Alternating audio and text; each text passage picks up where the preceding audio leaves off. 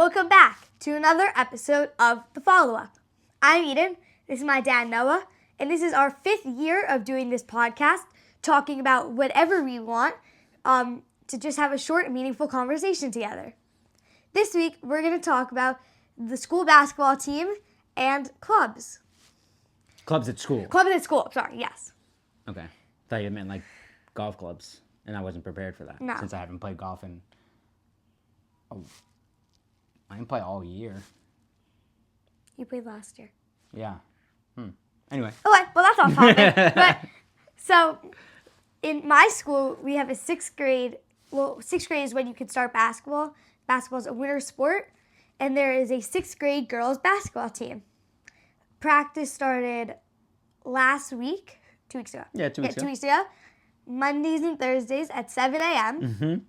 But it's been really fun. Yeah, so this is... You've played basketball before, but not on a team. You've played in games, but it's Clinics. not... Yeah, clinics and things like that. And you really like basketball. What were your thoughts going into playing on a school team with kids that you know versus in the past just playing in clinics with a bunch of kids that you actually didn't know? I think it would be just great to be all together because no one in my friend group's doing it. So to talk to more people that I don't usually talk to as much, and to have a sport with kids who are in my class, so I don't have PE with them usually. Oh, yeah. And I know a bunch of them play basketball, and I haven't seen them play basketball, so I think we have a really strong team, and we have a lot of tall girls. You do? Really, I think we have, there's 15 girls, like 7 of them are like 5 foot. Come on, really? So is the offense just, hey, let's get the ball into a certain spot, and the tall girls will get in position close to the basket? And we haven't talked too lob it up? much about offensive strategy yet. We've been more talking about defense. Good idea, because defense can lead to offense, and defense can be disruptive. So tell me about how the hour has gone and what you've been working on recently. I'll talk about what we did on last Thursday. Okay. What day is Saturday. So 2 days ago.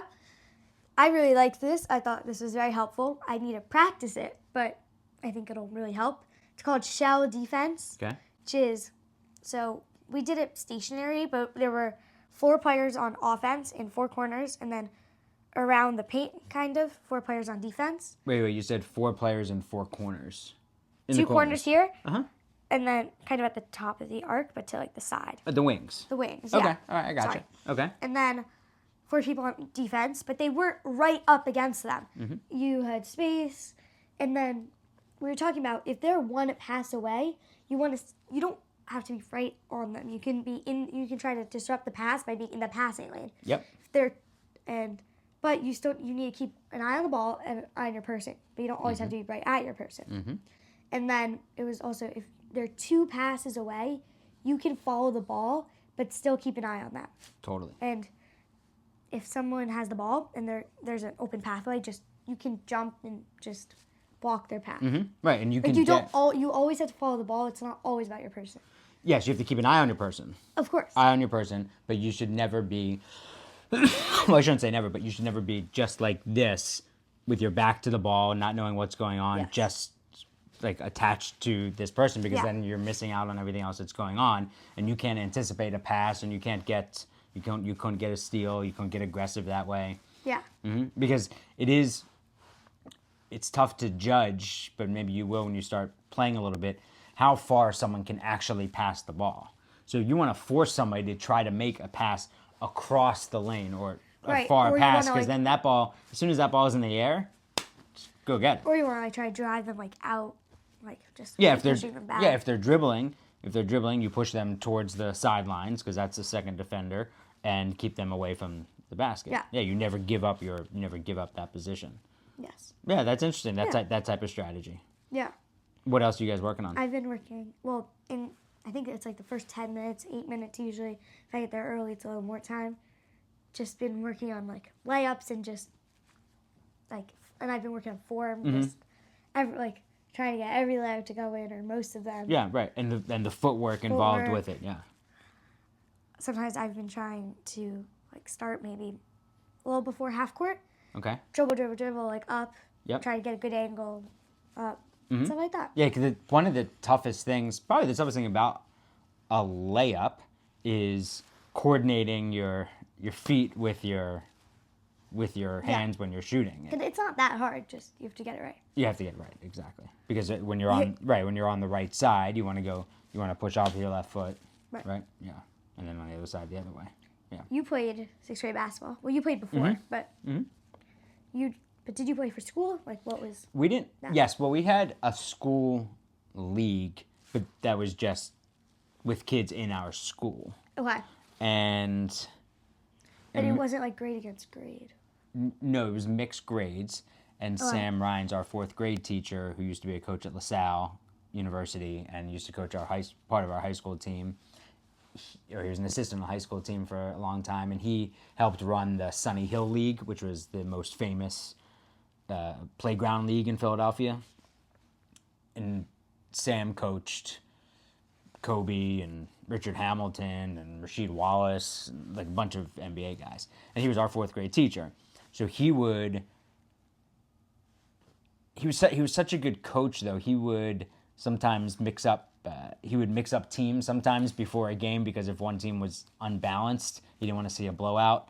He would force you, if you were one of the better players, he would force you to guard one of the other team's best players. He wouldn't let you hide on defense. Because if you're hiding on defense, you're not taking on a challenge, which was cool. Yeah, and then we would do, in sixth grade, I played basketball a lot in third, fourth, fifth, sixth, seventh grade, a lot. And then I played local basketball, but I played in JJBL, but I did not play for the team after seventh grade. I didn't love the coaches, and I didn't have the same amount of competitiveness in basketball at that point for the school that I did for tennis. So I just played basketball more for fun and played tennis more seriously. Yeah. But Sam, we would do clinics at night. I remember one drill. It's probably more than you bargained for with this question, but I remember one drill with Sam. We would have to do that layup drill. Yeah. So we have two lines out on the wings, two lines, get a pass, and you drive strong to the basket. Yeah. And Sam or somebody else would stand underneath the basket with a hockey stick. And at the end of the hockey stick was styrofoam, and you'd go up and he'd whack you in the stomach so you could try to finish through contact, so that it wouldn't. So if you got hit in a game, you wouldn't be disturbed by it. But our teams when we were kids, our teams were really good, and we had a bunch of kids on our teams that played high level high school basketball. Yeah. It was we had a lot of fun. We had a lot of fun. I think so. I'll say our soccer team didn't have a great season for any of our middle school, Okay. at least for girls. So Okay. we're gonna try to get one win. Good. We're gonna try to get a win. Yeah, but you're gonna have a lot of fun. Yeah. Yeah. Sam used to. Now I'm thinking about this. Sam used to when I remember making. If you made a bet, I remember him saying this to me. If I made a bad play or something, I could have been in sixth grade. He'd pull you over and he'd say, "You are the dumbest smart kid I know. I don't know why I play you." You'd like walk back, your head down, sit down, and he would instead of when he would get really annoyed, he wouldn't curse. So instead of saying "Jesus Christ," he would say "cheese and crackers." That's what he would say on the silent, and that's when you knew he was really ticked off. Yeah. It was awesome. Do you feel like already that you're getting better?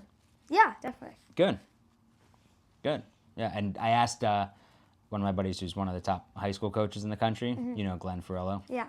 I told him about your playing, and he said, if you're the smallest out there on the court, it doesn't matter. You just be the fastest, and you never stop running. And, Yeah. And you can't compete with speed. So be the fastest. Yeah. So good start. Yeah. Okay, so clubs. Cubs. What? I should have brought in my bedazzled. Where is it? I'll go run and get it. Okay, go ahead. Okay. I'll stand here. I'll just sit here, look at the camera. Just say what club I'm in. You are in the Bedazzle Club, I think. And clubs you have each week or every other week.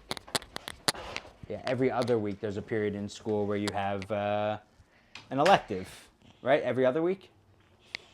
Usually, or it's every week. And is it Bedazzle Club? It's called Bring and Bling. Bring and bling. So you bring something in to bling it out. And so they have other clubs like what? Um, And these are, the Sorry. students come up with these ideas? yes, our teachers. Okay. There's walking club. There's sports, like there's basketball club, soccer club.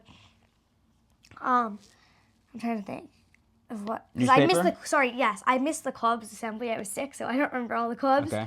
There's yo-yo club. There's And how long is this during the day? newspaper. It's 45 minutes. Okay, and then as you get older, the clubs probably are more in tune with academic interests, or no? It depends. Oh. Sometimes. Okay. All right, so take us through this. What are you doing here? I'm not done, but if anybody knows Bubble Skincare, Okay. I have been bedazzling. It's the Cloud Surf Water Moisture Cream. Water Cream Moisture. Oh, that's Surf. where mine went. You've been yeah. bedazzling. No, it's not yours. Been looking for that. So I bedazzled the letters in white, and then this part is silver, and then the lid is like light pink. This part, I'm not done with the top yet, but that's what this is my project I've been working on. And this takes a long time? And they're each single one takes a long ones. time? Well, yeah, because you have to like place them all. How do you do it? So you put the glue, then you use tweezers, and you pick them up, and you have to make sure they're all facing the right way. Yeah. And so in this club, you all just sit there and do this, or is there music on? Oh yeah, there's music. We all talk. Chat. That's nice. It's pretty chill. Okay, it's a nice way to break up the day. Very much. And how many kids are in this? In this club, there's like Bring and bling. there's like 5, 8. There's like 11. I think. Okay, so this 10 isn't or 11. something you would do in arts. No. Okay.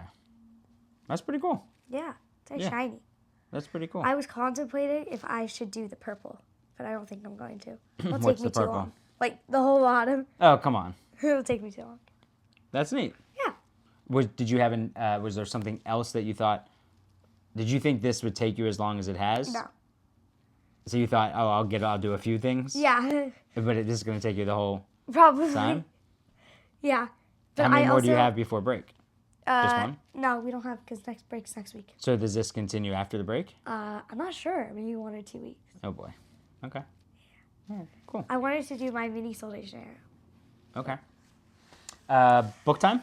Yeah, sure. Okay. Greystone Secrets: The Strangers by Margaret Peter Haddix. Margaret Peterson. Peterson Haddix. Sorry, I was looking through the camera. This is a great mystery. I actually haven't read it in 3 years, but I remember, and I actually haven't still read the second one. It's a long story because I read it at camp, and then I forgot to read the second one, the whole thing. But it's a great book. It's a very compelling mystery. That's your thing. It's a whole thing. It's a whole thing. But I don't buy that. Okay, whatever.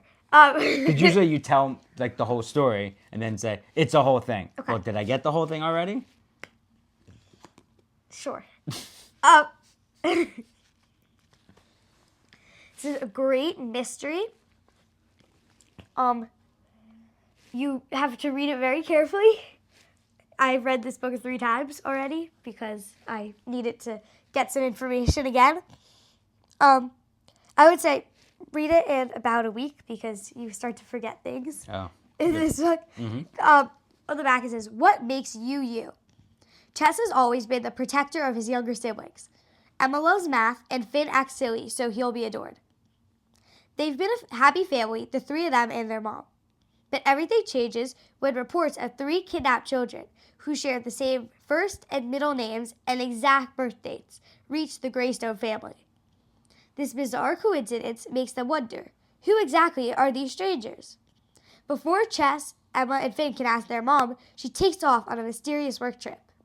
Puzzling clues left behind lead to complex codes, hidden rooms, and a dangerous secret that will turn their world upside down. That sounds good. It's very good.